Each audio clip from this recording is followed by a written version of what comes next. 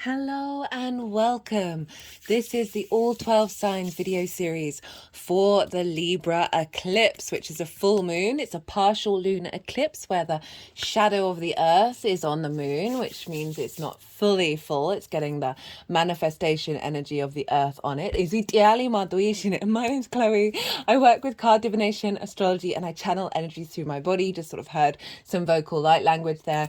Also, the movements of my hands. This is all interacting with multidimensional beings to bring healing, attunement, and activation. Whether you're consciously aware of what's going on, it's just they're working with your higher self, they're working with source in order to activate the energies. So I'm going to be breaking down the energy of the eclipse for all of the 12 signs for those of you who know your time of birth and know your natal chart. I really recommend you check out the sign that falls in the first house first. This is called your rising sign, where your ascendant is. The astrology will be clear cut with this. However, it does not invalidate you looking at any other part of your chart. Perhaps where your sun or your moon are, they get activated with every lunation. Or your Venus, she's ruling this eclipse. You might just want to look to wherever that sign falls in your natal chart. Look to the house that it's in and the themes of that house, and you want to apply those themes to the messages that come through. It will be as if that sign, with all the meaning of your natal chart, has now moved to the first house. So the astrology will still link in. You just got to add on a little bit of personal natal chart meaning on top of it. Right, I'm going to keep these introductions short, and then I'm going to be reading for Aries and Pisces. Aries rising. How you doing, Aries? So for those of you who have Aries that isn't in the first house, which is your rising sign, look to the house that it does fall in your natal chart. Look to the themes of that house, and you want to apply those themes as well as all the other meaning that's going on in the sign of Aries for you, sun, moon, whatever you've got going on there. You want to apply all of that to the messages that come through. Ooh, Saturn's been coming out big today. I mean, today is Saturday, Saturn's day, and it's turned up for every reading. That I've done today. Right, what was I saying? Yeah, so it'll be as if that Aries energy has, with all the meaning of your natal chart, has now moved to the first house. So the astrology will still link in. You've just got to add on what's going on in your natal chart meaning on top of that. Right, Aries. Well, regardless of whether it's your rising sign or not, this eclipse is happening opposite your sign in the sign of Libra. And opposition is an aspect of Mars. It can bring about imbalance or highlight imbalance. We want to prioritize the blending of the opposite signs together, of utilizing both of that energy. And so often we can prioritize one side or the other. And with full moons, with the opposition, this tends to get really loud. And with eclipses, this is marking sort of big endings, big changes, sense of completion, and also bringing in activation codes for the next part of this cycle. And so with the opposition ruled by Saturn, Saturn's all about commitment, putting in the hard work, a sense of legacy, and a sense of integrity. And so when we're working with two different signs, we really want to be operating from a place of commitment. And an understanding of each of those signs. So it can be bringing in a level of commitment, bringing in a sense of maturity, a sense of elevation by being in balance. Right. I am pulling cards for 3 different piles. The first pile is the lead up to this eclipse. This is working over the last 6 months since the total solar eclipse that we had in Libra, the new moon, last year. And so everything that we've been integrating, what have we been working with, what's come to completion, and then what is your energy for this eclipse cycle that will then unfold over the next 6 months. That's pile 1. Pile 2 is the energy download of the eclipse itself. So even though full moons do mark an ending, a sense of completion, I see both lunations as bringing in activation codes, because we're constantly in a cycle loop from this full moon to the new moon, and on and on and on and on and on this roller coaster of a roundabout that is the crazy cosmic existence that we live in. And so there may be an essence of completion and a celebration with this eclipse energy. but we're also getting in an activation code, right? And so that is pile 2. So what is being downloaded into your vessel at the time of the eclipse? Now, the baseline for pile 2 is the collective reading. That's already live. That's always the first one that goes out. I love doing the collective readings. I get to talk a bit more about stuff, a bit more about my own practices, things that I see really work, expand on certain topics, bring in sort of themes, channeled messages. I did a collective tarot reading, which was beautiful. So much love came through from that one. Which matches the astrology.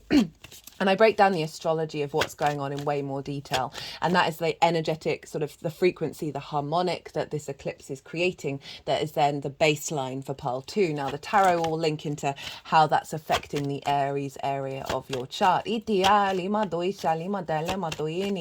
those of you who are new, who didn't quite catch the introduction, I channel energies through my body, both physical and vocal light language. And that's going to come out throughout the reading. The vocal light language is a recent activation. I am still integrating that. Sometimes I'm getting translations, sometimes I'm not. But as I said, it's working with your higher self and source to bring in attunement, alignment, and activation. And they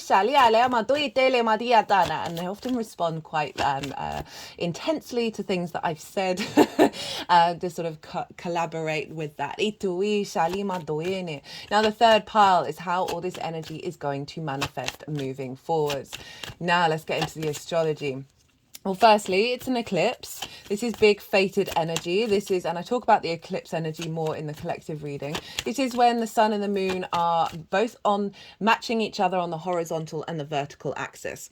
So this is bringing in spirit into the material plane. It's big sort of fated energy, things that are sort of outside of our control. And I would preface this, do what feels intuitively right for you about what kind of manifestation or ritual work you're doing around the eclipse.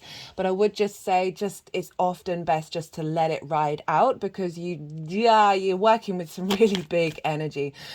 So I find what I put into practice, I don't have set any intentions either around the solar eclipses or the lunar eclipses, but I just see what I'm intuitively or instinctively drawn to do. And that's more in collaboration with the eclipse energy, whether I'm conscious of it or not, rather than trying to control it. It's often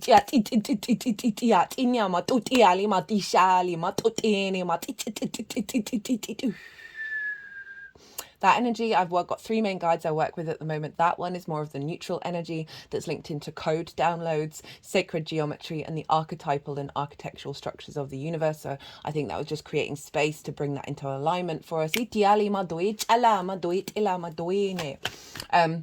So that's what I'd recommend around eclipses. Obviously, big events may have happened already for you because the eclipse window is often very wide. It's a lot wider than a full moon. And it's off the back of the spring equinox that we've just had. So we've got this big, powerful earth manifestation energy here in the northern hemisphere with the spring equinox. And now we've got an eclipse that's tying up a cycle and bringing in activation codes for the next level. I've done in a spring equinox cycle transit series. So go check that out if you want to sort of understand what sort of manifestation energy you're working with over the next 3 months. Spring equinox is a great time to launch things. This is the astrological new year. And speaking of launches, I have launched my website finally.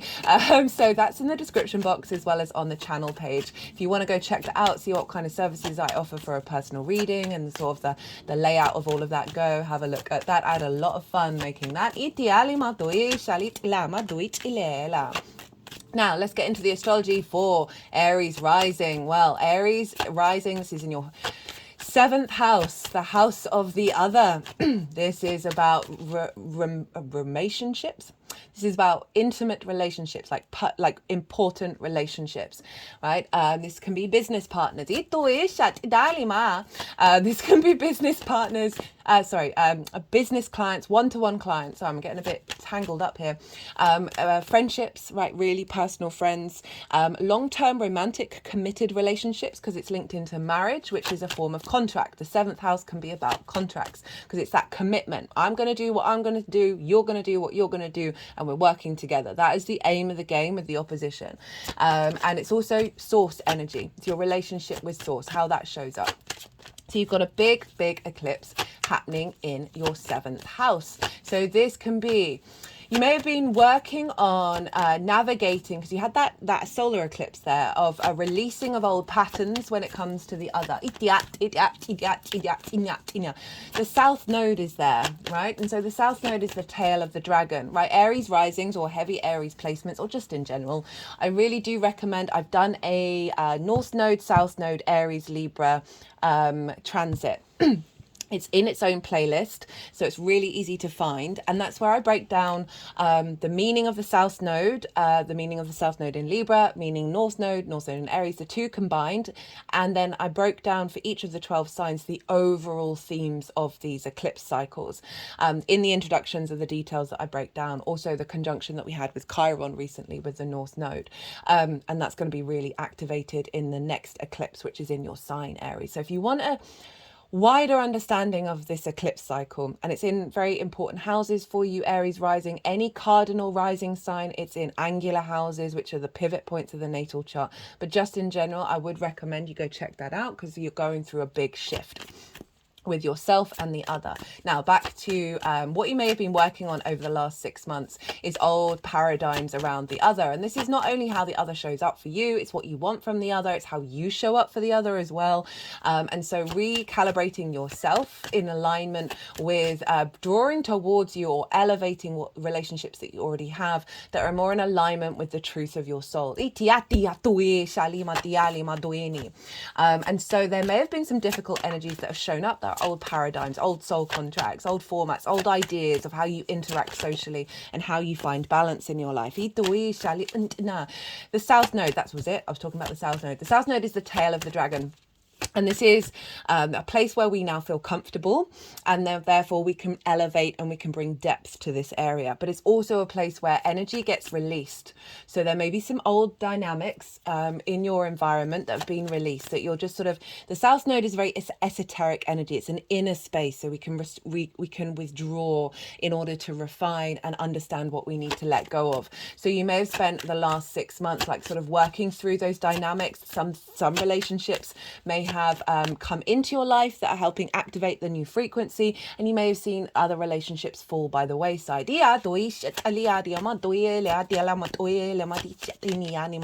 And certainly definitely navigating how you connect to the other, right? So we can get distortions with this and lose ourselves, and this is really the rebalancing of that. There may have been a new contract that's come in, and now with this eclipse there's a celebration of that. There's a sense of completion. It also may, again, with the ending side of it, there may be old paradigms that you're now releasing. There's a completion with that, and then further relationships that or old versions of those relationships are coming to a head for you to then activate all the work that you've done with this eclipse that will then unfold. Remember, it's also source energy, so your dynamic with source, your connection to source, an elevation of that. I like that one.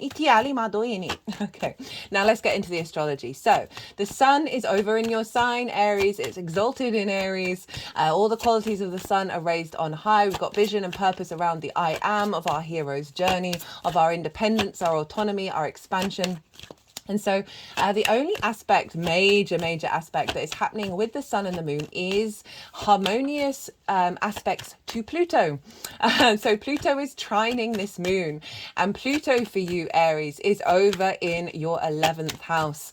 This is your house of good spirits, right? This is your hopes and your dreams, your friends, groups and alliances, and reaping the benefits from your 10th house, which is your life purpose, career.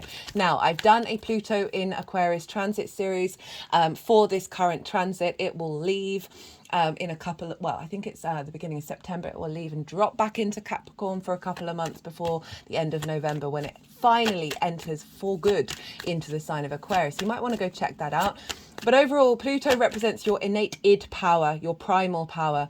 It represents your magnetism, as well as transformation, the honoring of creation and destruction. And so it's magnetizing this universal truth frequency that's more in alignment with your future soul expansion in regards to hopes and dreams, in regards to how you connect to groups, right? How are you connecting to your soul family in the way that you would like to?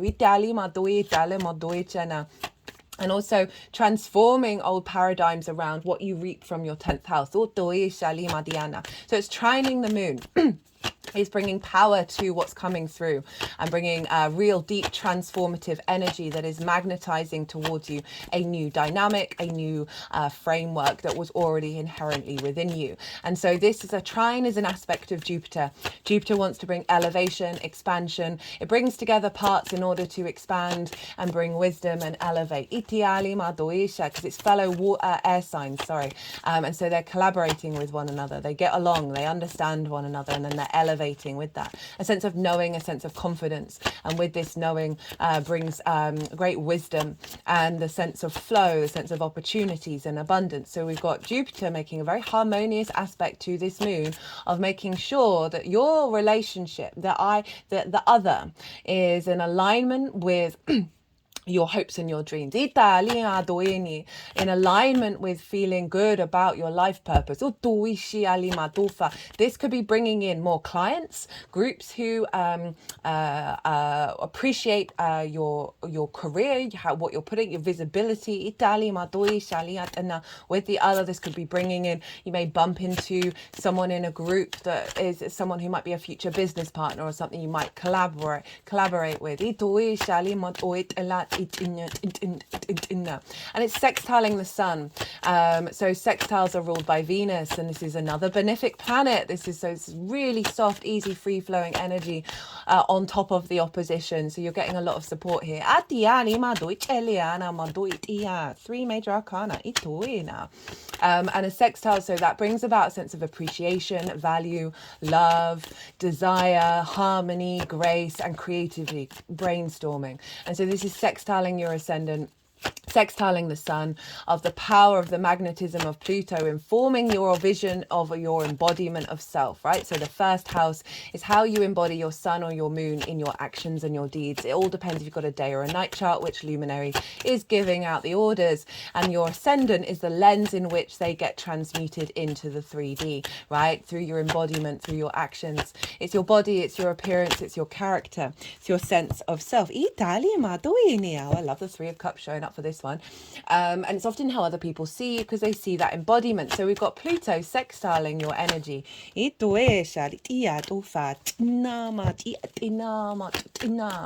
And really bringing magnetism, like connecting the dots of your embodiment, moving with more flow with friends, groups and alliances. So you're more confident. It's drawing towards you energy that is you're instinctively understanding what steps to take for your hopes and your dreams. In terms of reaping the benefits from the 10th house, that's also activating this sense of you being more visible, the way that you move through the world being more visible, and therefore your how 10th house is visibility and how that's brought back to you, that's sort of the strength of that. And this overall, this can be seen as a real solidification of you building with somebody, with the other, whether that's source, a business partner or a friend or a romantic relationship, that you're then building your hopes and dreams together through your actions. Now Neptune is in Pisces, very closely conjunct the sun and opposite the moon. And Neptune is the ability to bring different realities into our own. So we're really elevating the sense of vision around the new landscape, right? Itiale is shown up in all of the readings quite significantly. And so we've got the very powerful Neptune influencing, bringing in sort of the magical synchronistic side of Pisces into your vision of self. Now let's talk a little bit about rulership. So Venus rules the moon and Mars rules your sign, Aries. And where are they? Well, they're both hanging out in the sign of Pisces. Italia, along with Saturn, who's turned up already with the World card, and Neptune. So we've essentially got a stellium up in the sign of Pisces, and the sun and the moon are both being governed by the Pisces energy. So you have Pisces in the 12th house. This is your hidden house, your house of mysteries. It can be a difficult house. I've talked about this loads with you.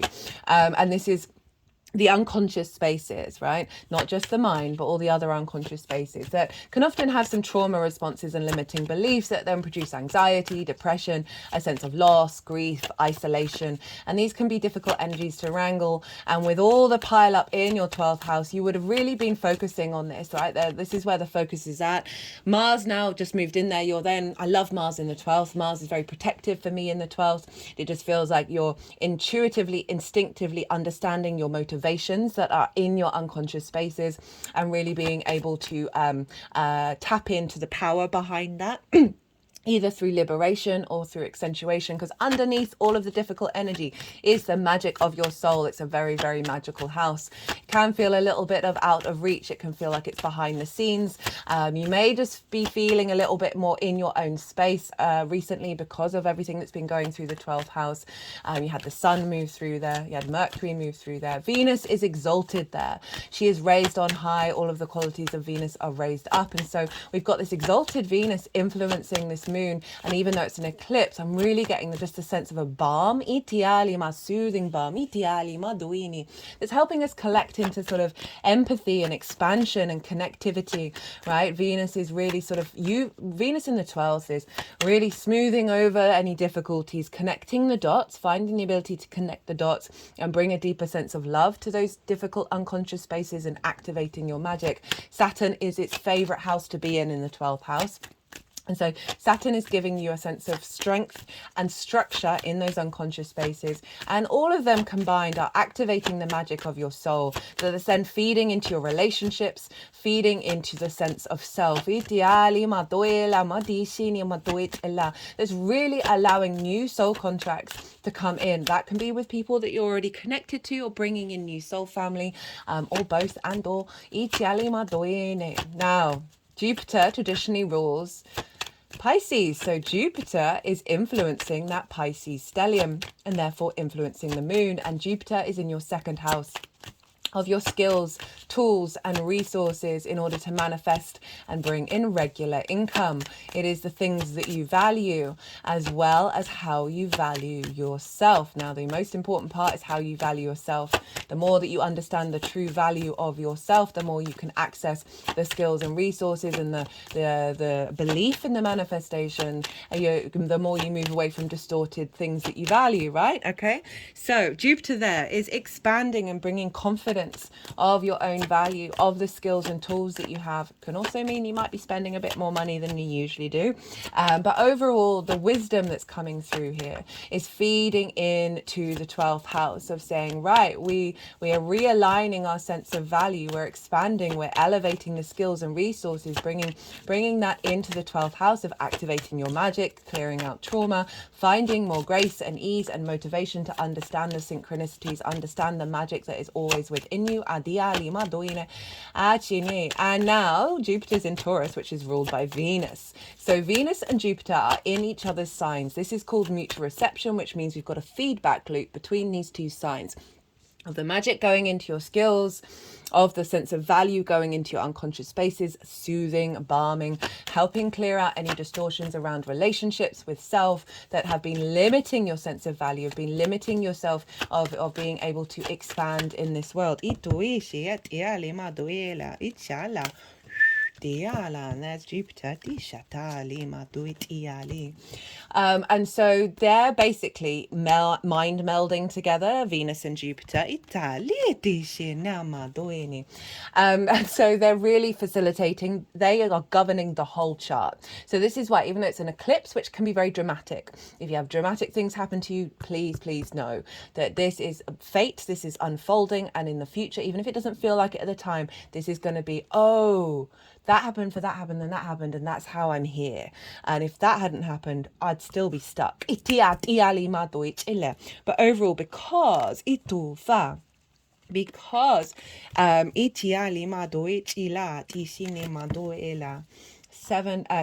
of swords on the bottom of the deck. Well, they wanted me to cut the deck and then it was at the bottom.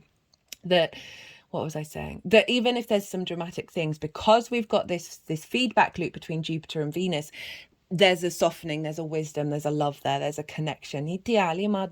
Right. Look to where your sun and your moon are in your natal chart. Look to the houses that they're in and the themes of those houses. You might find that those themes have been showing up or will show up in regards to this eclipse energy, because they always get activated. Right, I've said everything that I wanted to say. I'm going to go consciously quiet and soften my mind. The energies are going to move through me. They're going to move the cards around. They're going to do some physical and vocal light language, and then they'll put them into the 3 piles. And that is when I'll bring the tarot into the astrology. I call you to soften your mind as well. Let all that information settle in your unconscious. Don't try and overthink it, and see what intuitive hits you get while we have this little bit of channeling. Itiali maduini, etalia du itala, utiali madishela. Do itali a itine ma do ishala di tele ma do it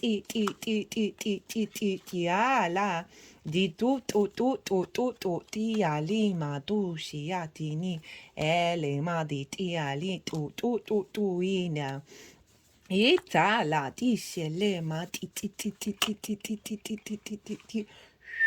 dala mariani adushia tiala iti shala etiali ela di shela utila marisha tina dishaliania. Oh, I'm loving this spread. I mean, already by the way that they've laid it out, who knows where they're going to end up though. You have been doing some deep healing around like limitations and activating a new cycle of your confidence within yourself, a commitment to the other committing to you, real change of fate. There's resurrecting, there's elevating, that's ascending who you are and moving away from conflict and bringing in flow. I could leave it at that really. Tushit inamit Italia Italia ma tu uia d'Italia tu falacene etila di chin o ila o I a chin.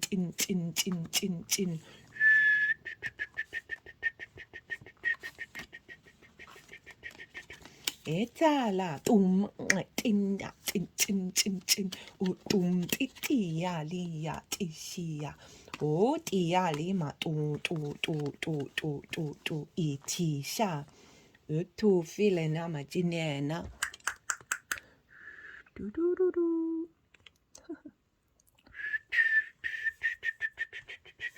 I do feel for them because my whistle is never been that great.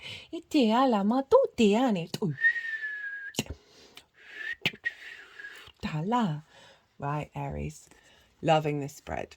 Okay, so we've got the Devil in reverse, the Star, Temperance, Knight of Pentacles, Queen of Wands. Now the Seven of Swords wanted to hang out here for a second, just because I feel like you were bringing that energy in, you've been working on that, and now it's like really solidified. So we've got the Devil in reverse with the Star and Temperance. And so this is a very powerful energy. If you've been working through limitations, right, restrictions that have had a hold over you, right, in terms of the other, that have brought you into a state of frustration. You just, what I feel is like you've been expanding, right? The North Node in your sign, your sense of self has been expanding, it's been recalibrating about how do you show up for the other? How do you want the other to show up for you, right? What's important to you? And moving away from perhaps certain limiting mindsets that may have blocked bringing a deepening of maturity with the other, right? And so this also can be perhaps this could represent abusive relationships that have kept you limited, or you may have been that role, right, where you were capable of all of those things. No judgment here. It's what we do and how we learn. As in reverse, so you're aware that you've been navigating and shifting this energy, and in order to bring about where'd she go? The Star, right? So this has been working with this of healing those wounds, and it's in reverse, which is what I'm feeling with this has been an inner exploration. That's often how I read reverses, and because the star showing up is saying you have been going through a process of deep healing, right? There's a real reevaluation here. The star, she is uniquely herself. She is unclothed, right? She's trying to get back to her soul's frequency. And often we need to go through a deep cycle of healing with that to reconnect to the galactic and earth energy that is already within us, as above, so below, and really and be able to hope and dream again for a different paradigm, and see and be seen as the star, and see others as the star, right? We're all third generation stardust. So there's a real sense that over the last 6 months, whether these have been things that have been showing up in your life, or you've just certainly had the space to refine this area, and that's the South Node in your 7th. And you've been doing some deep healing, and it's come with that was it, with the Temperance card, and this is all about alchemy. This is refinement of self, and you actually have this is Sagittarius, and Sagittarius is in your 5th house. No, that's a lie. It's not a lie, that's a mistake. That is your 9th house. That was the first thought that came into my mind. I'm blaming it on Mercury retrograde in your sign. It's in shadow phase, so there we go. Good craftsman never blames the tools. Anyway, the Sagittarius, which is what this is in your 9th house of your perspectives, of how you see yourself in the world and the bigger matrices. And this is all about refinement and alchemy of refining little parts of yourself and purifying it and bringing it all together to create something magical and beyond what you're used to. Because you see here, this water is actually going up into the cup, which is going against the laws of physics as we know them. This is an element of the magic, and the unexpected, and doing something differently. So you have been alchemizing this healing that you're doing, this recalibration. There's an alignment with the real truth of your perspective. Sometimes we can disvalue ourselves, sometimes we can over prioritize our perspectives, and this is a real powerhouse of combination of cards that you've been putting in the effort to make sure that this is all in alignment with the truth of yourself. Because we've got it with the Knight of Pentacles, which is saying you have been dedicated to your cause, to put in the effort, the daily grind, right? The Knight of Pentacles, very stable, very committed. It is the slowest horse of all the horses. It's going to get you where you need to get to. And for me, this is always about each day, we got to do that ritual, not ritual, everything's a ritual. We've got to do that practice of retraining, of realigning. And you've had the strength and the courage to do that. And now, like, this ground is being plowed, right? Now there's a new frequency that's coming in, having cleared out those old patterns. Your energy working with this eclipse cycle, right? This is the Queen of Wands. This is a real re-nourishment of the new dynamic. This is also very independent energy. The Queen, she's happy to say no. She knows what she wants. She's very confident in her being, very passionate, very driven. She's holding a sunflower, and sunflowers always know which direction they need to move to get the light. So we're moving from that Capricorn sort of, I don't like always using the sort of the devil ideology, but only when I really feel called to, because the Christian faith just took the very sort of earth energy of the fertility of the masculine energy and converted that into something terrible, right? And also the original in Islam and Christianity is very similar to Buddhism, and there's an argument, strong argument, that Jesus, or the idea of Jesus, went over to the East and gathered the Buddhist tenets and then brought it back and repackaged it because the missionaries, the really early missionaries, went over to the Far East and they were like, we've got no hook to get them because they're doing it all already. Anyway, but that devil, right, originally the devil was within, right? It is the journey of understanding the self that is key, not an outward expression of it. And so this is always searching for the light, but I'm going back to that, of moving outside of the underground, right? Of in the darkness. You are now able to find that which enlivens you, that lightens you up, that nourishes you and brings you depth and wisdom and a sense of support, and or you showing up for the other in this way as well, having unraveled perhaps some discordian energy that you might not have been able to access that. Right, so the energy of this moon, this eclipse, what's being downloaded into your vessel. We got that Seven of Swords again, right? Forgot to mention that showed up here of like activating that. And the Seven of Swords, love it. Don't understand why it gets a bad rep. It's basically the color of the sun, and that's always a good sign in tarot.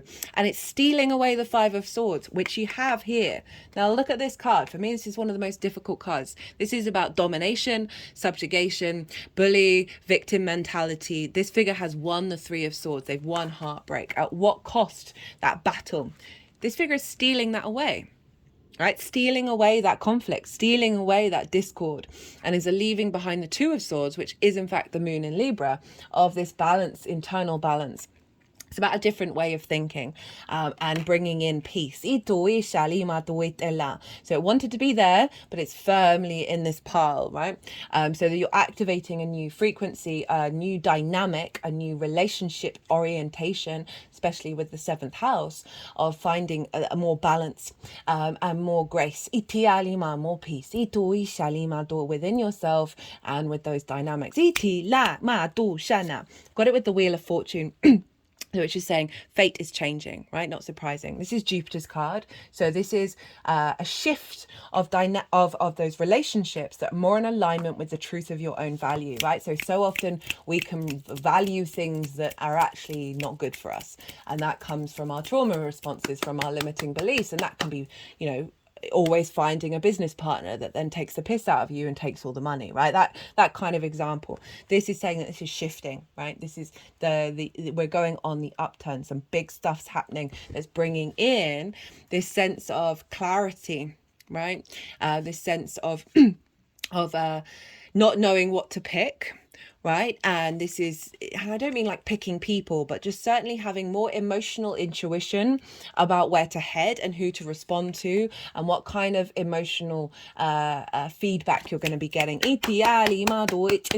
Seven of Cups in reverse is really saying you're having more confidence in your emotional intuition around the other. Being able to focus on a certain hope or dream. And that being coming into manifestation as it unfolds over the next couple of months.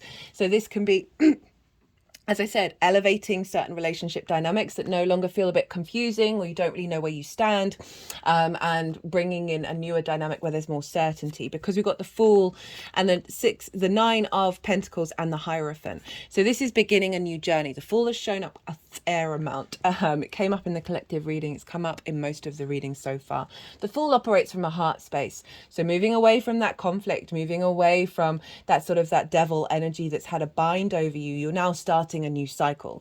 You're entering into a new phase of operating more from your heart, of being more open to the experience of the other, and really allowing a new framework that's always, as I said, always inherent within you, that you are now, there's a sense of liberation and freedom. Some of you, as I said, this can be bringing in a higher level of understanding of relationship energy, bringing those into you. It's more in alignment with the Fool, or elevating those that are already with you, because it's with the Nine of Pentacles and the Hierophant, because this is very, very independent energy. And this is saying you are not sacrificing yourself in the process of the other anymore. This figure knows the steps that it needs to take in order to manifest and bring in abundance. So if we think about Pluto over in your 11th house of hopes and dreams, right? Reaping the benefits from your 10th house, linking back into the career side of it, of like really activating a new alignment around like truly knowing your own value in relationship to the other. And that can be clients, that can be business partners and all of that, and that visibility and people appreciating your skills and bringing it into the forefront that helps manifest your hopes and dreams. This also can be you not self-sacrificing to the other, and still working together with the other in a healthy way. There's a level of commitment here. This is Taurus, so we've got Jupiter and Taurus showing up, of all reconnecting back to your value and how important that is, and your skills and your resources. This is commitment. So this could be for some of you activating a new higher level commitment with the other. That can be source, that can be all those other things. It also can be a romantic relationship that is making sure that you're still both independent within that dynamic, but you're both working together to create abundance. But overall there's a sense of wisdom, of a deeper understanding of yourself in regards to the other, and how that is more in alignment, because the Taurus energy, the Hierophant, they're able to sort of bridge the duality of it all, right? This figure does the benediction, right? 2 fingers up, 2 fingers down, which mark the bridge between night and day. And there's a real sense of balance and longevity. If we think about that pile up in the 12th house of just feeling a more confident within yourself, less war going on in the background, and allowing more of the synchronicities and the magic to come in to your relationships. As I said, more in alignment with your soul's natural frequency. There's this really bringing in a sense of, I know who I am and I know what I need. Because the 9 of Swords in reverse. So this is anxiety, sleepless nights, overthinking, and overall this can be just the worries of life, right? And so for some of you, you may be worrying about certain dynamics in your life. You may have worried and questioned who you are. In terms of the career element, that can be really like worrying about, is it going to work? Are you going to get where you need to get to? What do you need to do? And this is being cleared out. This is in reverse. So this is really saying you're getting more present in the moment. This card is worrying about the past, fearing about the future. You're not present in this card. This is bringing in presence, and you're not recreating old patterns, old anxieties, old worries around the other that is in fact limiting you. Now, how this is going to manifest moving forward. Woo, the World. Judgment. 3 of Cups. 5 of Swords in reverse. The world. Know thyself and the world will open up to you. This is Saturn in a nutshell. The more you understand yourself, the more you walk your talk, the more that you are clearing the clutter, and then you can co-create with Source from a place of completion. So this is how this is unfolding. Right, if you feeling really good when it comes to the other, you feeling confident, you being able to be yourself, also can represent opportunities coming in that are going to start to manifest towards the end of it. That's essentially allowing you to hope and dream in a different way, allowing you to expand. And then the more that you understand in your unconscious spaces how you respond to the other, the more you know yourself, the more you know your own value. We've got Judgment. This is Pluto.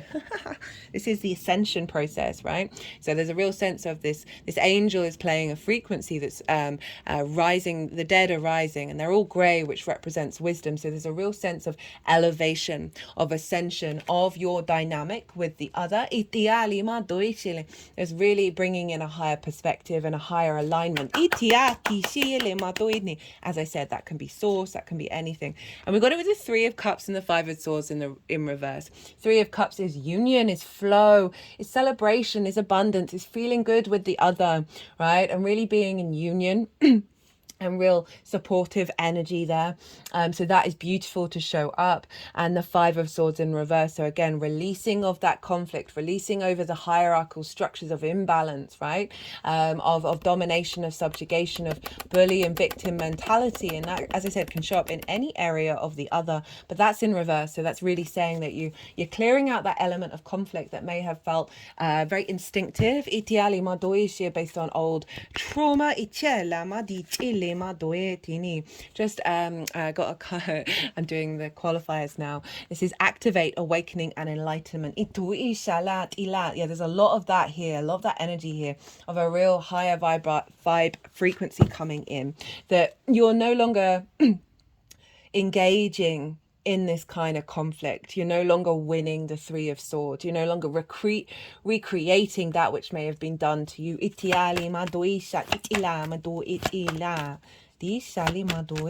Right. Woo. Woohoo! Got the world. Saturn's shown up again. Renewal, rebirth, reincarnation, celebration. So they're focusing on the celebration and the rebirth. So there's a real sense of moving away from that fear, that anxiety over perhaps your dreams coming true. For those of us who might not be in long-term committed relationships or wanting to find the perfect business partner or your connection to source, there's a real sense of renewal when it comes to that, of releasing an old paradigm. We just got the spirituality card as I was talking about source. Itialima. And this is sort of confirming the awakening and the enlightenment of elevation, right, of a real sort of spiritual union. We've got forgiveness and rebirth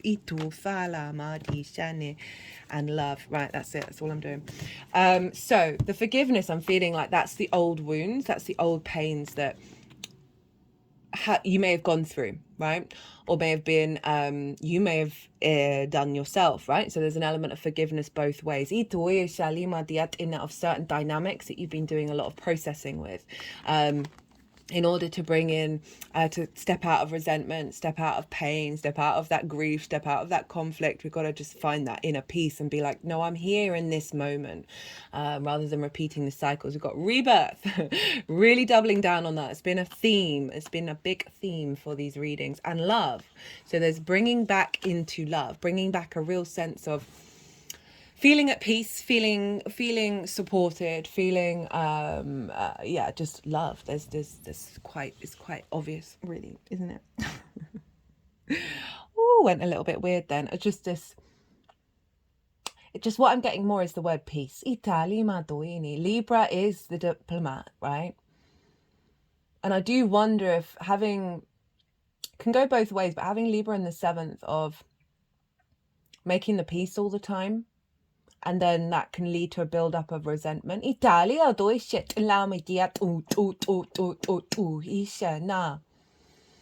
That like communication is key in all things. And so often we're like, oh, I think I've let that go, I don't need to bring that up. But then you just notice it. The next time something's happened. That is finding that balance. Like the throat chakra energy came in really loud for the collective reading. And it's been coming in a lot of the transits because we've got this Mercury retrograde in Aries, which is going over the North Node and Chiron, right? This is big Mercury retrograde energy of us really finding and navigating a way to speak our truth that is kind, but not necessarily nice. Like nice can be too pleasing, too smoothing it over for the sake of everybody other than yourself. Kind can be where you speak your truth, but it's done in a way that isn't going to reproduce trauma, right? So it's that balance that we're navigating and instigating, that's helping then liberate. But don't know why I've gone off on that tangent. So love can come up in many different ways. Right, I'm going to leave it at that, Aries. But overall, this just feels really nice. There's a level of maturity here. There's a level of depth. It doesn't matter how old you are. We can always bring in layers of like just that peace. That's what I'm getting. Like keep getting to that sense of peace within yourself. Like there's less anxiety and worry, right? Libra ruled by Venus traditionally a night planet, so Libra, it's a day sign, so there's an element of anxiety that can show up with Libra. And I love that 9 of Swords is in reverse, of like no longer like laying in bed at night or like worrying about the other, and really allowing yourself to be confident and at peace in who you are. Right, I'm going to leave it at that, Aries.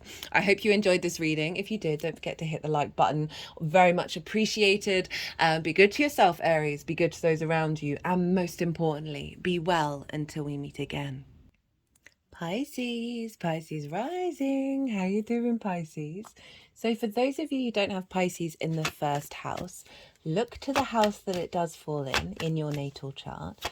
Look to the themes of that house and apply those themes, as well as all the other meaning of what's going on in Pisces for you, to the messages that come through. It will be as if that Pisces energy, with all the meaning of your natal chart, has now moved to the 1st house. So the astrology will still link in. You just got to add on that own personal natal chart meaning on top of it.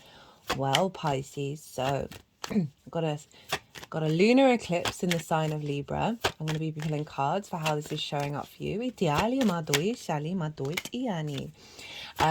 Well, regardless of where Pisces falls in your chart, Pisces and Libra are what's called in conjunct one another. This isn't a traditional aspect, right? We're dealing with 6 energies that are all different, trying to work out how to work together. Pisces, you are mutable water, you are yin in nature. Libra is cardinal air and yang in nature. So it takes a little while for the in conjunct to sort of get to understand the lay of the land, because you've got to try and work with all these energies and get them to understand one another, right? And then they can co-collaborate, and then you're working with 6 energies, which is cool. It's very inventive, very innovative energy, but you got to get past the learning how to herd cats part of it. And that is where we can get miscommunication, misdirection, feeling like you're putting in so much effort but not really getting anywhere. Just a little bit of frustration can show up with the in conjunct. But I love it. The moment I opened up that energy, I was like, wow, now I'm really playing with the whole, playing with the whole toy box. Colouring crayons, the whole spectrum. For new viewers who might not have caught the introduction, I channel energies through my body, both physical and vocal light language. You just heard the vocal light language side of it. This comes out throughout the reading. There's working with multi-dimensional beings to bring in attunement, healing and activation. So whether you're conscious of it or not, what's going on is in alignment with source and your higher self to help activate. So the in conjunct, once you've figured out how to get these to work together, you then working with 6 energies. You're breaking against tradition. It's very innovative, very inventive energy. Look at that Ace of Wands showing up for you. But it can feel a little bit discombobulating, right? So wherever Pisces is in your chart, you've got this kind of discombobulating energy with an eclipse, which is big, big, big energy. This is when the sun and the moon are both at the exact point on the horizontal and the vertical axis. It's not fully, we haven't got a total lunar eclipse, it's only partial. And this is where the shadow of the earth is falling over the moon. So we've got earth manifestation energy bringing this into forth. And it's very fated. It's like big cosmic energy that has a higher understanding of the long term than we do, which is why often eclipses can bring about some drama where we're like, that's horrible, I didn't want that to happen. But then like 6 months later, a year later, you're like, if that hadn't happened, I wouldn't be in this really magical place right now. I would recommend with eclipses to do what's right for you. Obviously, you are an autonomous multi-dimensional being, but I find it's best not to plan any rituals or manifestation or whatever it is around this, not to try and control the eclipse energy. I find with my own practice is what I'm intuitively or instinctively driven to do around that time, and that's when I know that I'm co-creating and working with the energy rather than trying to limit it and control it. But obviously, if you've worked with eclipse energy before, you know the jam, you know what you're doing. Do whatever feels right for you. So this is a This isn't a full moon, a lunar eclipse. So we're marking the end of a cycle. We can often get sort of endings and completion energy around this, and it can be obviously exaggerated because it's eclipse energy. You may have already felt this already. You may have already encountered some things because the eclipse window is can be a couple of weeks either side of the eclipse, right? Also can be longer, right? It really can. So you may have already noticed what might be going on. Now I'm going to briefly mention where this is happening for you, Pisces rising, and then I'm going to tell you what on earth is it that I'm doing with these tarot cards. So Pisces rising, this is happening in your 8th house of the outside world's resources. It's also the house of transformation. So this is it's often kind of linked into like mortgages, loans, taxes, car insurance, inheritance, both 3D and cosmic, because you're dealing with the resources from anything other than yourself. And this can also be bonuses and commissions, so sort of more like one-off things. So either dealing with the resources of the outside world or big chunks of money that's sort of one-off. So there may be something coming in linked into all of that with an eclipse that's going to be sort of a big shift in your life. I don't often focus on this, but I feel inclined to do so. And as I said, both 3D and 5D, right? It's a very magical house, and not just the 5D, the multi-dimensional sphere. Edgar Casey had a stellium here, very, very famous psychic, and was able to utilize the resources from source and bring them back to earth. So there's an element of what you could have, an element of completion, of cosmic inheritance, intuition, activation. That energy that just came through is one of the 3 main guides that work with me at the moment, and that is linked into code. Sounds like code. Sacred geometry and like the archetypal and architectural structures of the universe. It's a neutral energy.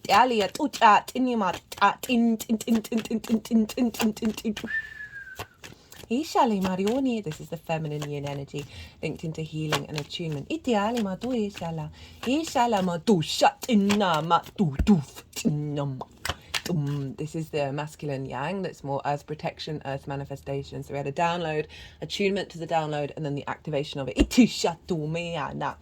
Now, what else is going on in the 8th house? So it's also the exchange between you and anything other than you, right? So time, money, things, energy, intimacy, ideas, the give and take between you and anything other than yourself in all the dimensions. We can have scarcity complexes here. We can have codependency, taking too much, giving too much, not feeling like you're ever going to get what you need. Giving, taking, all of the things. And this is why is this the house of transformation? Well, because when everything's a mirror, and when we're in exchange with that, we are constantly transforming ourselves and finding understanding who we are through the interaction with anything other than ourselves. So you've got a powerful eclipse here. So let's go to what am I doing with the cards. So I'm pulling cards for 3 different piles.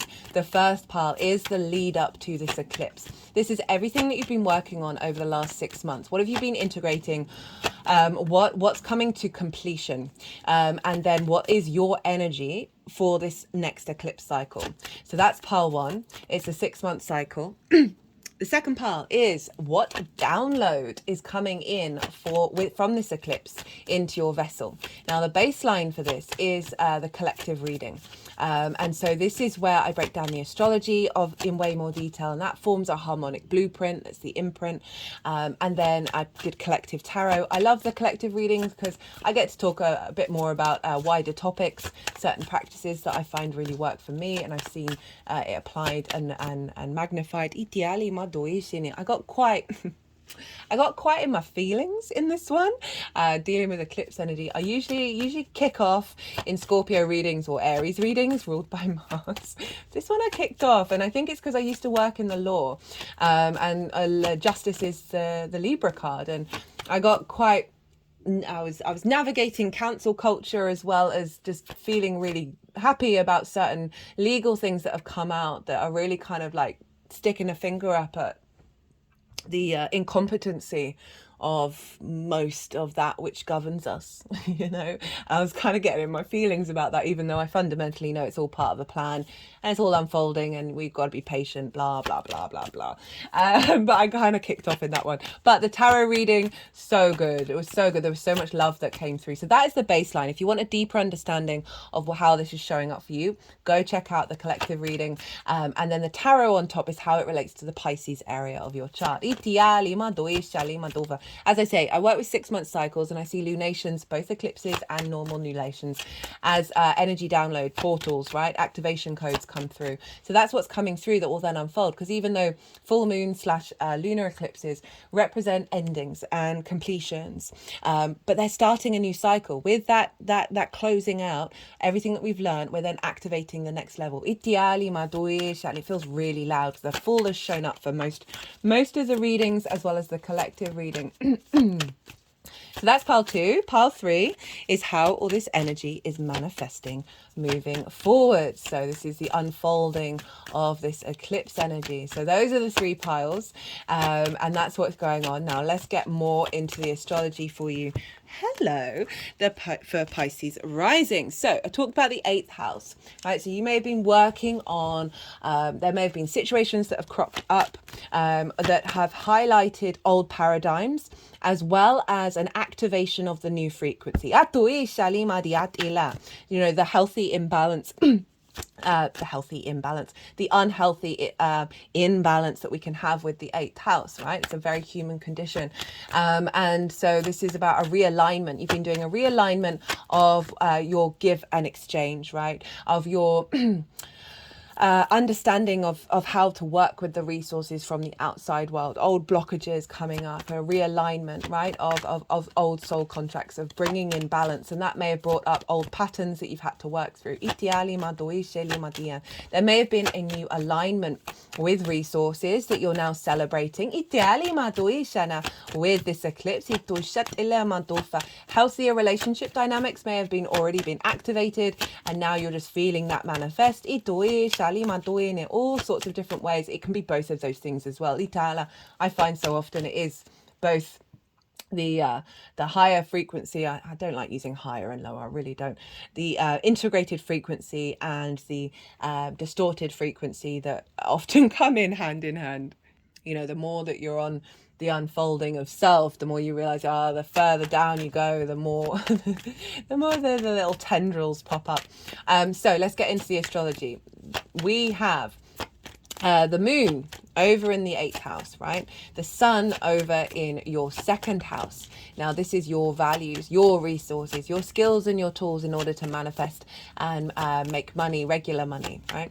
This is the things that you value and how you value yourself. The sun is there. The sun is exalted in the sign of Aries. All its qualities are raised on high. You've got more vision and clarity about who you are.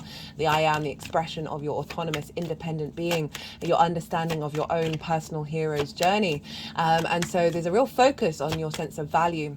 The more that you know your own value, the more that you can raise the frequency around your skills and your tools. Ideally, Madova, draw towards you the resources that serve you. Ideally, serve you, that's a funny word. You can co-collaborate, and the more you can release old distortions around value systems that may come from a sense of lack of worth. So the sun and moon are at play here to bring in balance, distortions around the outside world, right? And how that may have negatively affected your sense of value, right? For those of you, that may be like a slight thread, and otherwise it's activating and elevating a dynamic of receptivity, a sense of appreciation from the outside world of your skills, of your tools. You noticing dynamics come in that are in alignment with your sense of value, that are no longer either you taking too much or giving too much, or feeling there's a scarcity, right? There's a real sense of alignment coming in with that. Now, the major aspect that the sun and the moon are making is with Pluto. Now, Pluto is over in your 12th house, your hidden house, your house of mysteries. This is a difficult house. There's no getting around it. And I would recommend, I've done a Pluto in Aquarius transit series.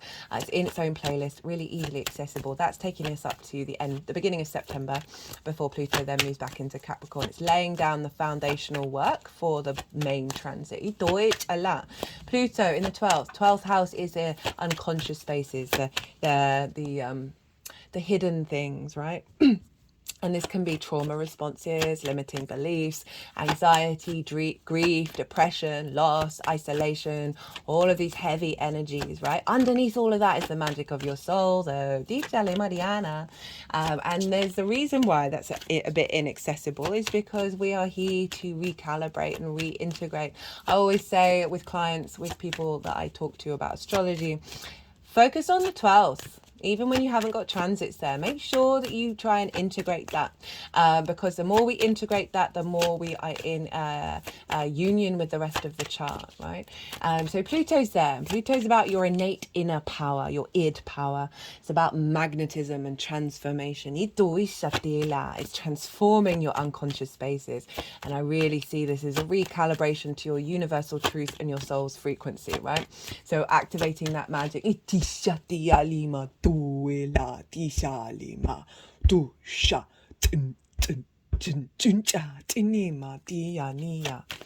And really helping transform old blockages, and that may have been bringing them to the surface, so bear that in mind.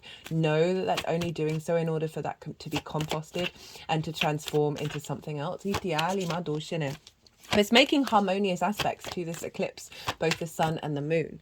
It is trining the moon. A trine is an aspect of Jupiter that brings about elevation, a sense of bringing together of parts in order to expand and elevate, right? There's a real sense of wisdom, of faith, of knowing, and with that comes confidence, comes ease, comes a sense of generosity and abundance. It's a very harmonious aspect between your unconscious spaces and the outside world's resources and relationship dynamics, right? So on one level, Pluto is magnetizing towards you dynamics that are more in alignment with the magic of your soul. And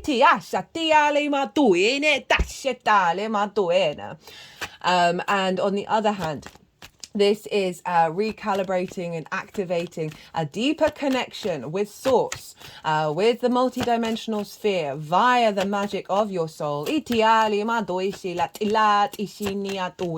And harmonizing these, clearing out the love languages we may have learned from our parental figures that then get recreated in our dynamics with everything other than ourselves. A release.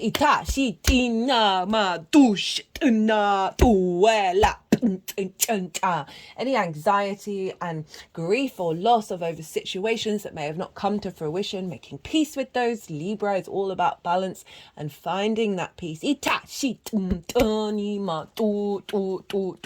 equilibrium of it all. Now, Pluto is sextiling the sun. Sextile is an aspect of Venus who wants to bring about a sense of love, appreciation, a sense of value, a connection, right? Desire, creativity. So between Pluto and the sun's like, hey, you're really cool. I value you. You're the best. Here is some elevated vision and constructs around your skills and your tools. That's been showing up quite a lot. Not surprising, Libra can have a level of anxiety.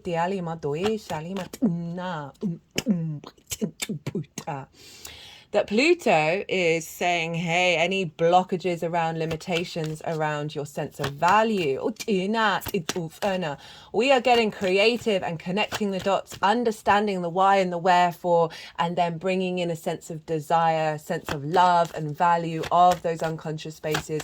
We're finding peace there that is then activating a stronger connection to your soul's magic that's then feeding into your skills and your resources and your true sense of knowing your own value. And I love this.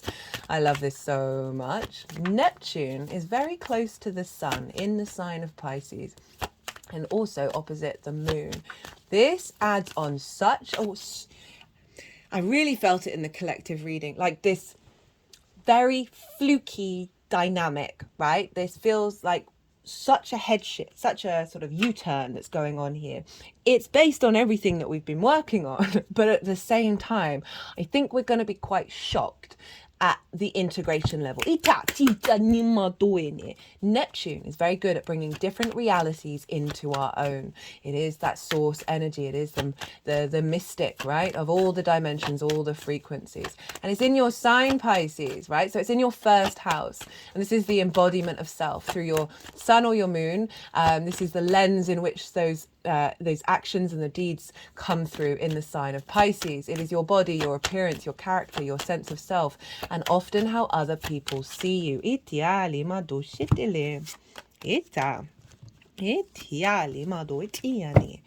And so Neptune is bringing in this otherworldly reality that's always been a part of you into your true knowing of your own value, into the skills, this embodiment, right?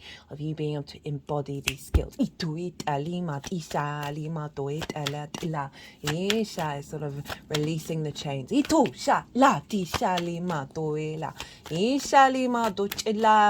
Oh, I've just got an interesting thing just pop into my head that I have not thought about in any of these readings. Right, you think about justice and Libra. There may be old parts of our soul, of ourselves, that have basically gone to jail. Not, and I don't mean in a bad way. I don't mean like there's bad energy there. That there may have been certain contracts that have put energies within you that have been in isolation, have been sort of in, what's that word, banished.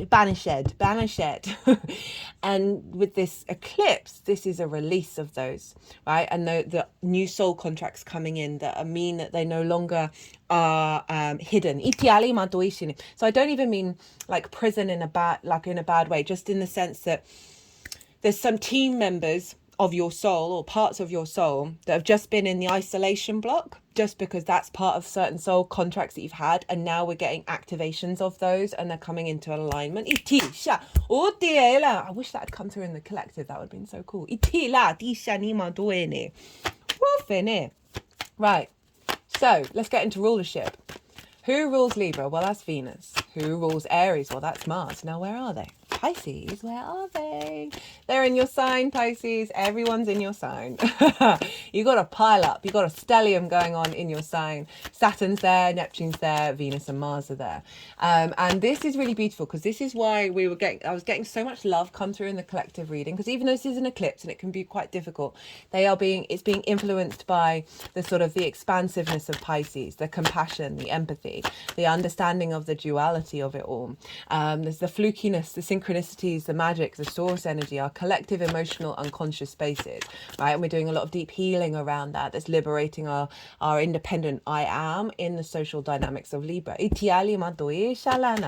Now, Venus is making sure that you got flow coming into yourself, your embodiment of self. You're feeling good about yourself with Venus in the first. Mars has just entered there. Mars in Pisces for me is the instinctive motivation and drive to act upon source energy, to act upon synchronicity. Datu ishi latin, more kind of like left field energy, curveball energy, not the linear things coming out from places that you're like, whoa, how did that even happen? But you're feeling confident in the way that you embody yourself, right? You're very motivated by the inner journey. And how do you embody yourself? So this is giving real strength to this new frequency that's coming in, to this eclipse, that the powerhouse. You've got Saturn there. Sorry, I forgot about Saturn. How could I forget? I've done 3 Saturn transits in the sign of Pisces. Pisces risings, anyone with strong Pisces energy, or just in general, Saturn can be a bit difficult. But when you come out the other side of that Saturn first house, you are going to feel so good about yourself. You're going to feel so much in your power. Saturn's about commitment. It's about legacy. It's about integrity. And you've got this pile up here of saying, hey, I am embodying myself in a really powerful way. And this is feeding not only into the sun of your sense of value, but also into how you understand the outside world, right? How you understand that exchange, moving away. If you've got any scarcity complexes, if you've got any sort of feeling of conflict, or feeling like things might not necessarily work out, there's just been an imbalance. This is really like a powerhouse of your self, your embodiment of self being very, that energy being very in alignment. The outside world's energy being more in alignment with this sense of you. And therefore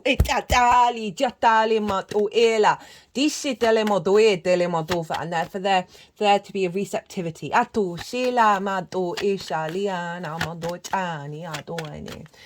So, Jupiter traditionally rules Pisces. So we got to look to where Jupiter is, because Jupiter's influencing this pile up that's recalibrating this sense of value, either or, the balance of this into your sense of embodiment. Now, Jupiter is over in your 3rd house of communication, right? This is your environment, your day-to-day, finding meaning in the day-to-day, your local community, the things you do on a regular basis, how you express yourself, the lens in which you express yourself through. Communication is pretty much all things, because everything is information transfer.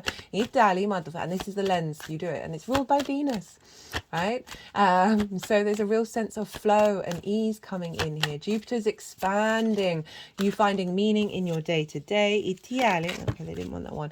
Expanding meaning in your day-to-day, finding more confidence and wisdom in the way that you express yourself. And this confidence and recalibrating your environmental frequency, right? There's more in terms of a Jupiterian energy. And this is influencing your embodiment of self, right? So there's something about the way perhaps the ideas that you communicate to yourself about the 8th house are shifting and changing. You're finding more ease. This may be linking into the way that you communicate and your embodiment of self being linked into your skills and your tools of what you offer to the outside world and what is received from the outside world. Your ability to communicate your needs and your desires, right, with the other people. Oh, I love that the Page of Cups just came out as I said that. I'm just feeling very empowered in the way that you express yourself from a place of love and a place of wisdom. Now, Jupiter and Venus, they are in each other's signs, and this is called mutual reception. They are essentially mind melding with each other. Oh, I forgot to mention, Venus is exalted in your sign, Pisces. So you've got this really beautiful expansion of all the higher qualities of Venus here. And that is feeding into this moon as well, which is why I feel like I just get such exhilaration and excitement when I'm thinking about it. Oh, suddenly got very grey clouds. That they're in feedback loop with one another, Venus and Jupiter. They're the two signs, the two houses, the energy of the two of them. Right, that's a lot of cards. This is what we're dealing with. Oh, that hail. Sorry, I'm just, because there's washing out, I'm going to go and get it in. I'll be back. Sorry about that, Pisces. It just started hailing. So I had to bring in all the washing. So where was I? We were talking about the feedback loop between Jupiter and Venus, that they're the yes planets. They want us to feel good. So even though this is an eclipse and there might be some difficult energy that shows up, it is in order to bring about more openness and more heart space and more love and more balance within ourselves. Look to where the sun and the moon are in your natal chart. Look to the houses that they're in and the themes of those houses. You might find that those themes are going to crop up or have already cropped up in relationship to this Libra energy, because they always get activated with every lunation. So I'm going to go consciously quiet. They're going to let the energies are going to move through me. They're going to move the cards around. They'll do some physical and vocal light language, and then they'll bring the cards into the 3 piles. And that's when I'll break down the tarot in regards to the astrology. I call you to soften your mind and let all that information settle. Don't try and overthink it, and then see what comes up intuitively as we have this little bit of time of channeling.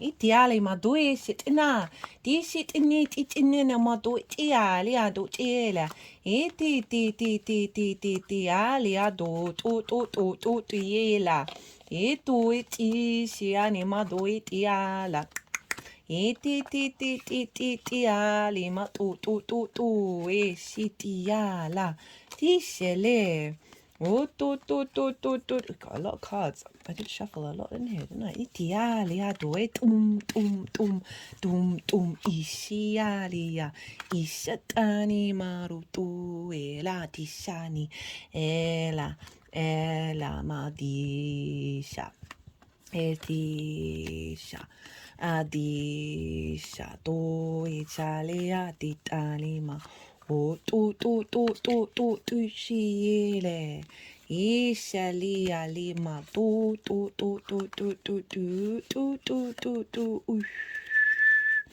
Italana di shela ma doe. Di shala. Di shalama di ti o toela. E tu iti shiali ma doele. Eti la ma dosha.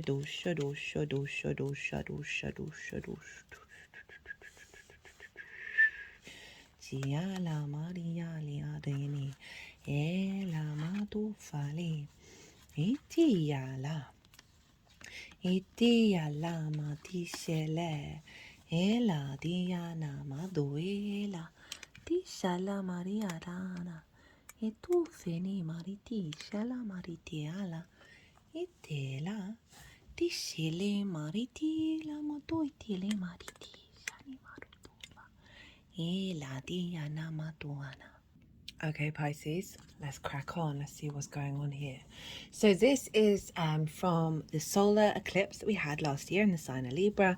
What have you been working through? What have you been integrating? What's coming to completion? And then what your energy is for this eclipse cycle. So we've got some big energy showing up here. Got the Eight of Swords, the Seven of Wands, the Five of Cups.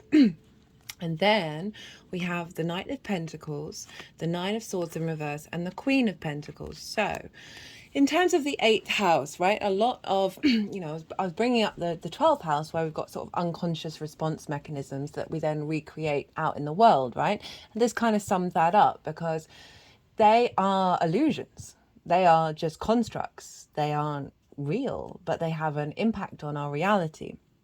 And so this card is all about illusion. This figure thinks that they're trapped. They are not trapped. In the same way that our ideas are limiting beliefs, ideali madoini, that we may have surrounded ourselves from in order to be safe, to feel like we're safe and secure, actually then get recreated in negative ways later on in life when we no longer need that sense of and when I say safe and secure, it's just because if you grew up with it, it can be very familiar if there's some difficult energy, and therefore that familiarity feels safe, right? And then we go and recreate it. But overall, this is really saying that because we got the the Knight of Pentacles showing up here, which is you, right? You working through these energies, you taking your time. The Knight of Pentacles has shown up a lot, actually, because it's really shown that collectively we've been putting in the daily practice.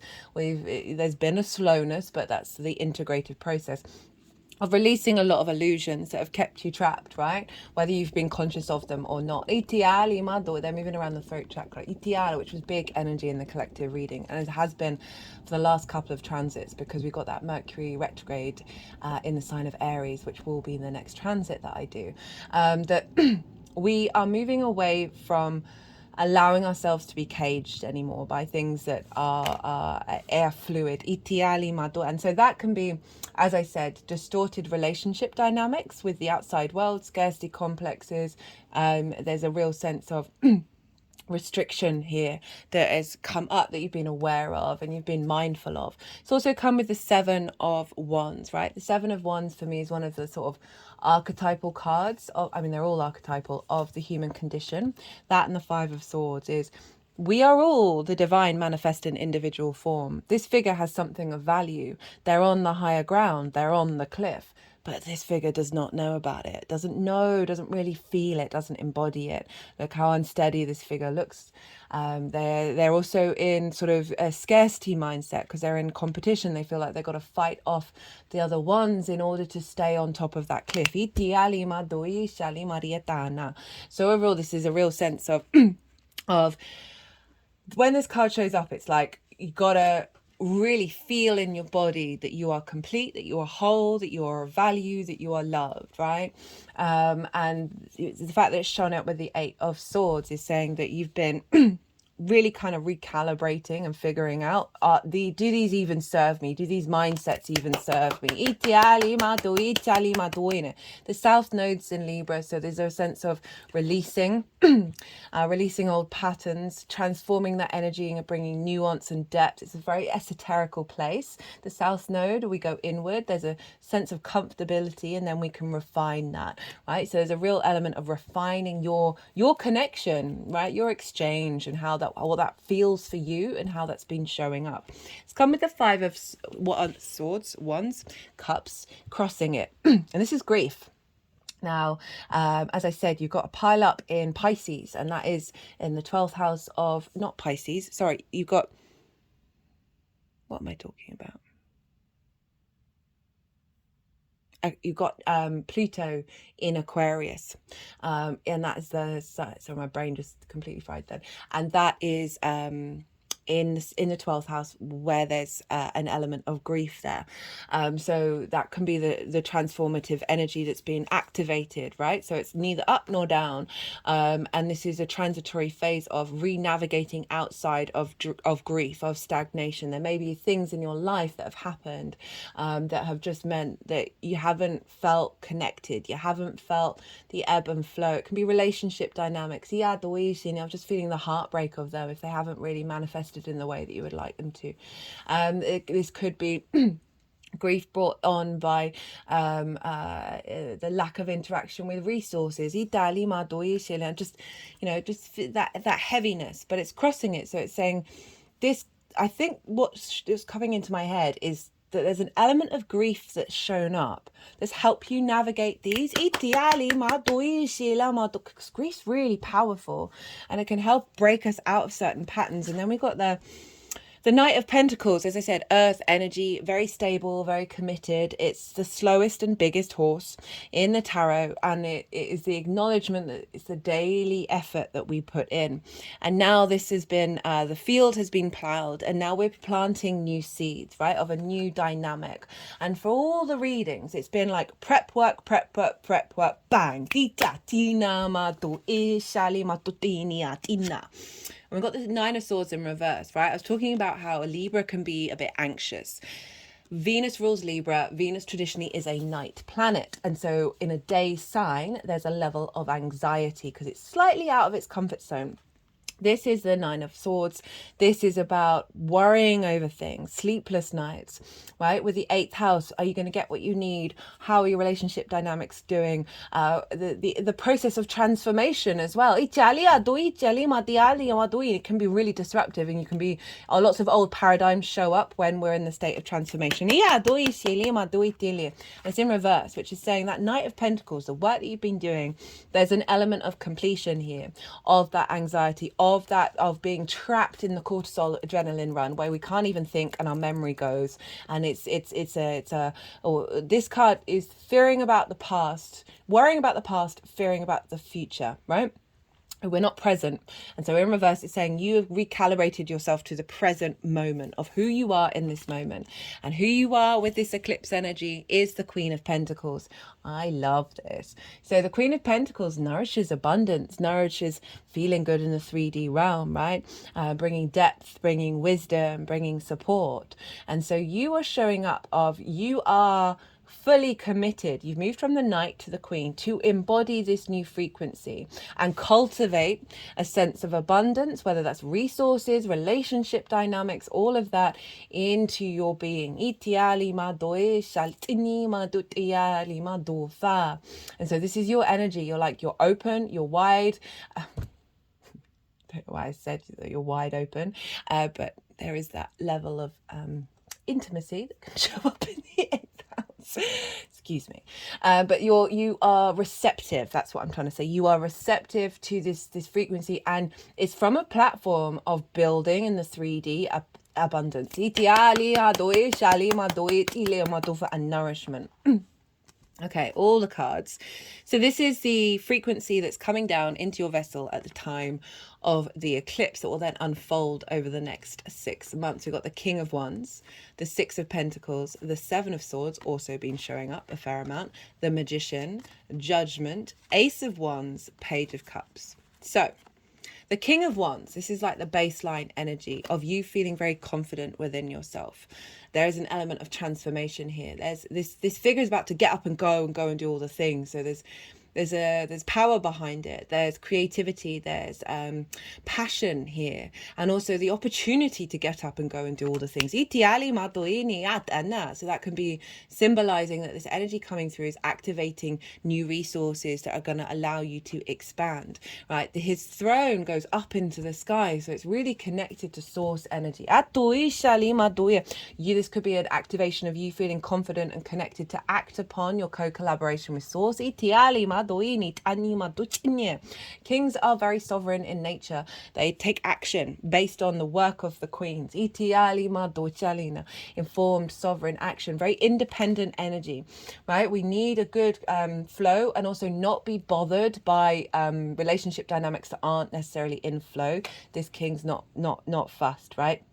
It is in this state of activation, this state of doing, this state of being, and so it's not getting distracted by old patterns, right? You see the flames on the crown and on the sleeves. This represents the transformative energy, right? You see the salamander eating its own tail. This represents the cycles, and like the more that we understand cycles, the less we're bothered by them. Just getting a lot of confidence and a lot of relight my fire energy. You've got the Six of Pentacles. Love this for the 8th house. So this is the only other card other than Justice that has the scales. So there's something about being rebalanced. Now, the 5 of Pentacles often shows up in the 8th house transits because it's scarcity, feeling left out in the cold. This is the next step on, right? So even though you didn't get the 5 of Pentacles, this is saying wherever you're at, there's now an elevation, there's a rebalancing of receiving resources, whether that's from this dimension or other dimensions, in order to get you to a place of abundance.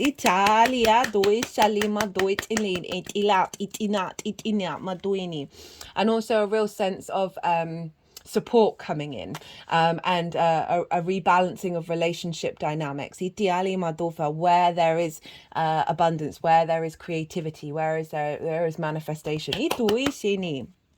Right, we've got the 7 of Swords with the Magician, and then Judgment, Ace of Wands, and Page of Cups, right? So 7 of Swords is stealing away the 5 of Swords, and the 5 of Swords is all about conflict, the bully in the room, discord. It's winning. The 5 of Swords wins the 3 of Swords, and who wants to win that? So this is stealing that away. This is very much linked into sun energy. It's bright yellow. It's really powerful. That this figure is stealing away conflict. It's stealing away the resources from the other side in order to stop the war, in order to bring about peace. We've actually got the 2 of Swords here, which is the moon in Libra, of finding that inner harmony, that inner balance, and that new perspective, right? So this is bringing in a new perspective away from conflict, right? Whether that is again feeling like the outside world's a bully, or you're feeling like the bully, or whatever it is, all of those things that you're bringing a sense of peace, an inner peace, that is a clearing space from conflict in the 8th house. Got the Magician. Now the Magician is able to utilize the resources around it in order to manifest and create in the world. Very powerful energy for the 8th house. All right, the next cycle, you're really going to whatever you've got around you, you're going to be able to turn it into magic. This can be activating new opportunities of new resources coming in that you get to play with, and also really just being able to observe your surroundings and understand what it is that you're working with, and not necessarily taking things so personally. The old dynamics of relationships, like just being like, well, that person's where they're at. If they want to hang around with you anymore, they might want to change, but that's up to them. It's nothing to do with you. Like really giving yourself a bit of objectivity about it, and observational skills, because this is the Mercury card.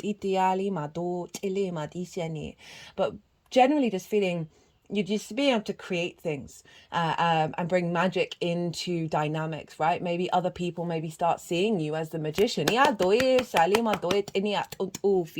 if we think about your skills and your resources over where the sun is, of like this being visible to the outside world. We've got the Judgment card. This is Pluto over in your 12th house, resurrecting your soul's magic. They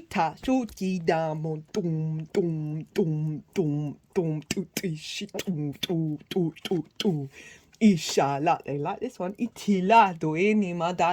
is Ascension.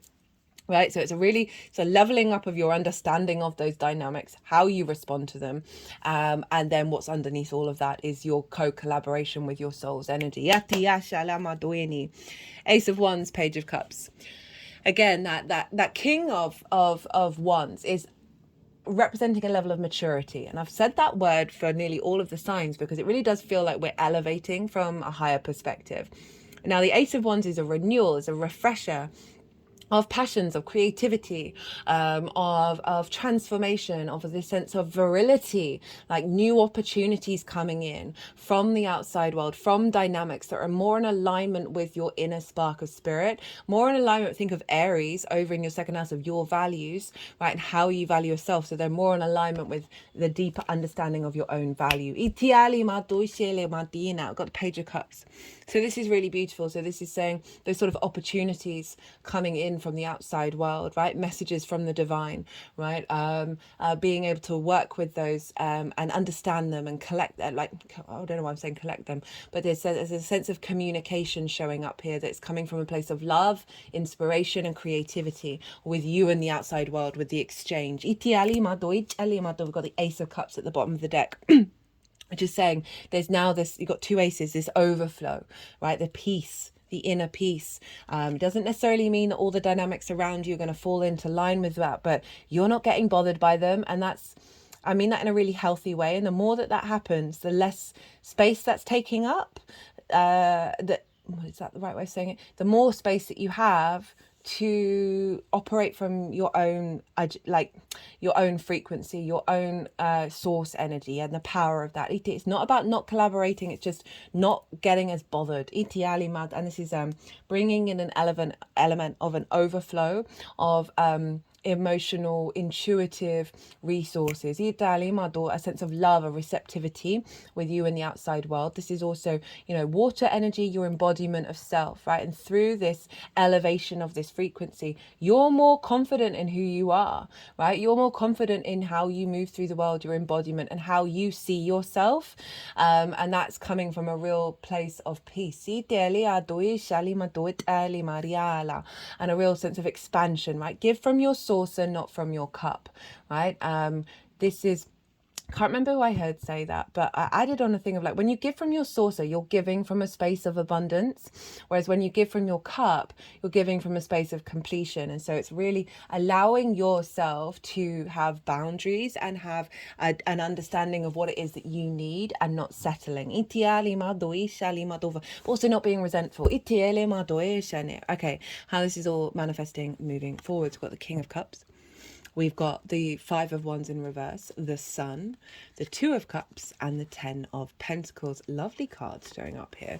So this is you being in command of yourself, your emotional control, your intuition, your sovereignty, right? Rather than letting the outside world and relationship dynamics deplete that.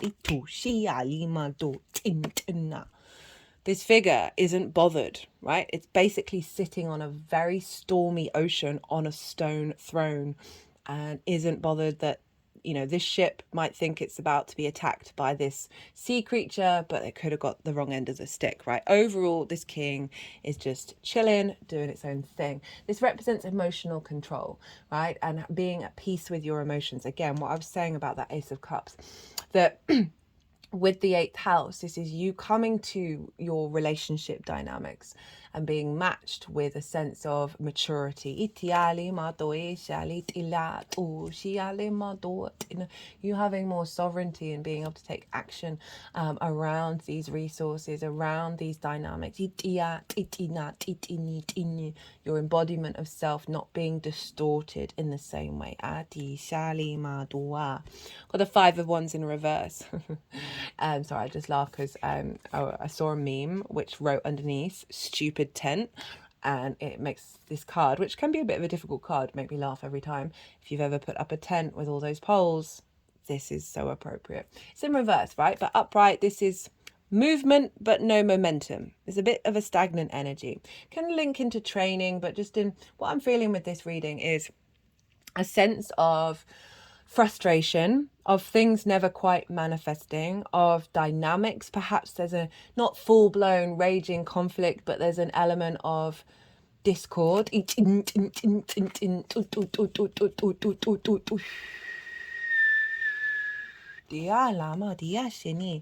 coming up in reverse as saying you're moving away from this energy. This energy is no longer having a dominion over you.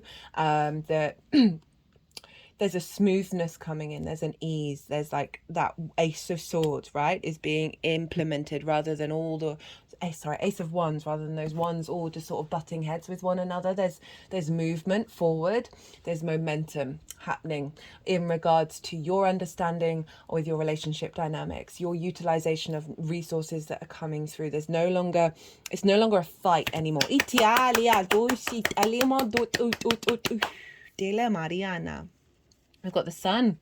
We've got vitality. This is a really great card for the 8th house if you've been going through some difficulties, right? There's a sense of vibrancy. There's a sense of joy. There's a sense of play, which is, these dynamics aren't diminishing your light. They aren't diminishing your sense of value. That's where the sun is at the moment. This is also, again, visibility of your skills and your tools, 2nd house, with the 8th house and the exchange of that and potentially bonuses, commissions. Overall feeling more joyous, more playful, more light, more visibility. Feeling more seen in relationship dynamics.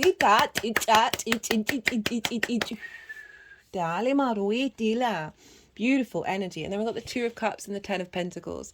So the 2 of Cups, what I feel is this is the balance between you and the outside world. This card for me is about respect, honor, and dignity. They are eye to eye. They value each other. They are not, there's no hierarchical structures here.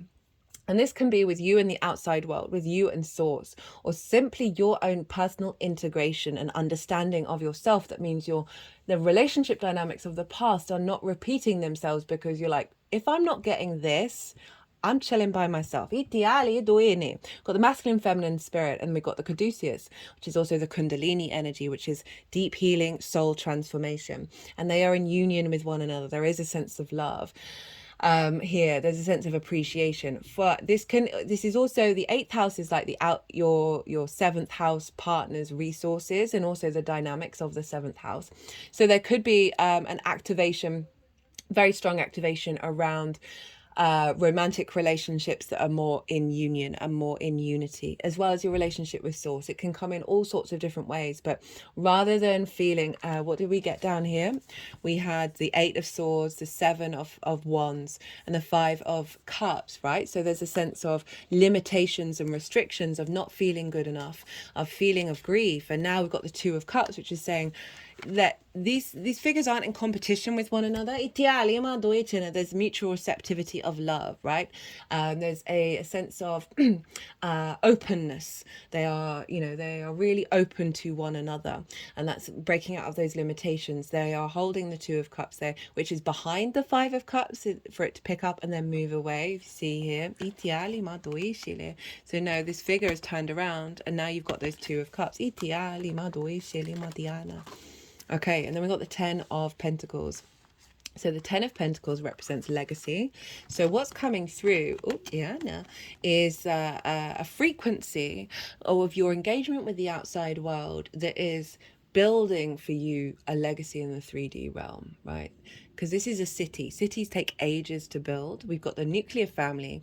We've got the elder figure with esoteric symbols. And this is the blending of the spiritual with the physical, right? With the metaphysical and the physical. And if we think about how it's the relationship dynamics with the multi-dimensions, right? Of allowing the co-collaboration with that. But overall, just this is when we blend these together, we can create in the long term, because this is about long-term legacy. And so there's a real sense of what is coming through with this eclipse cycle is bringing in a frequency that's allowing you to access this. It may be certain things manifest that are linked into this, but overall it's just like solidifying this strength within yourself rather than the limitations. Like there's a real empowerment here. Okay, let's get some qualifiers, clarifications. Oh, that came flying out. We've got the Fool. So the Fool has, did we get the Fool? No, we didn't. We got other yellow cards. Sorry, that's what my brain went to. The Fool's shown up for nearly everybody, so I'm really glad you got the Fool. So this is highlighting the fact that we are entering into a new paradigm. The Fool operates from a heart space. Got harmony, bridges, joy. So we're bridging any discord. We're harmonizing you and the outside world together. Ishit ilama tu tiala madu ishit ialia tu etini. Itu ena titiale madu fa chichale madu chini. Itana. Sorry. Oh, there we go. So I sometimes get a bit lost when we've got activate, awakening, and enlightenment. That's shown up for everyone as well. Itiali, mado, itini. As I said, there's just a higher level of maturity coming in, and this observation, this ability to step back from the fray. Itiali ma and find balance in healthier ways. Itiali mado, so that's actually creating space for us to then co-create more on our inherent soul's frequency rather than the trauma responses and the limiting beliefs. Itiali ado. Right, let's get some final cards for you, my lovely Pisces. Perseverance. Okay, so you've gone through some stuff. And yeah, you know, I'm not surprised. Out of everyone, I think you've got the most sort of difficult cards towards the end, towards the beginning. Of like really having to navigate and allow yourself to be present. Okay,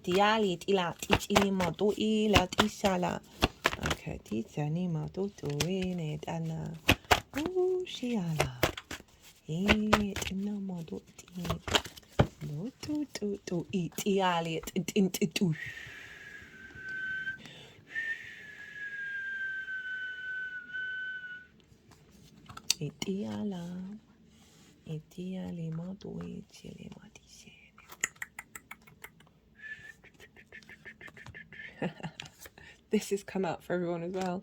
Cut the deck and got the rebirth. And pride, right?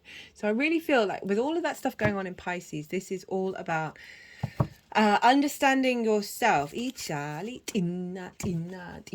being really proud of your embodiment of self and releasing a lot of old I saw the karmic card karmic completion, releasing some dynamics, right? Social dynamics. Libra is the social air sign that have really limited you in your confidence of your ability to engage in the outside world. Now, for some of you, this may not resonate, and you're just building on the pride that you already feel for yourself. But it's an inherent thing in our species often, and even if you're not very conscious of it, it's quite a clear message that's come up of like, with all of that in your sign, and with Saturn there, of you really maturing, having a maturing understanding of your value and how that's going to completely recalibrate your interactions with the outside world, because we've got the manifestation card and it's a year 8 this year.